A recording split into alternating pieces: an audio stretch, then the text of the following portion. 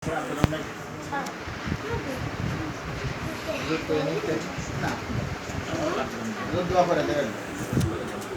الحمد لله والصلاة والسلام على رسول الله أما بعد فقد قال الله سبحانه وتعالى قال فلولا نفر من كل فرقة منهم طائفة ليتفقهوا في الدين ولينذروا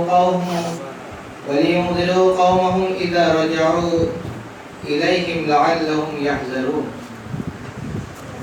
قال النبي صلى الله عليه وسلم طلب العلم فريضة على كل مسلم.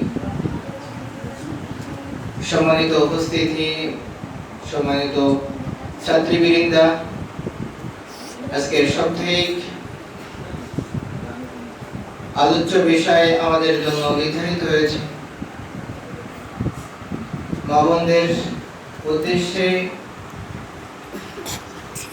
ছাত্রীদের বা শিক্ষার্থীদের ইলমের ফজিলত এবং আদব।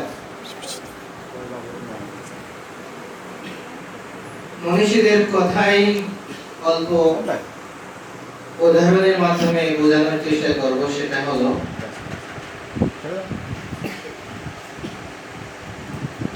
আদবের ভিতরে, যার ভিতরে আদব আছে তার ভিতরে বিনয় আছে, অর্থাৎ از خدا خواهی میں توفیق আদব মাহরুমে গশতাস ফজল। আদব ওয়ালার উপরে আল্লাহ তাআলার রহম এবং করম রয়েছে। আল্লাহ তাআলা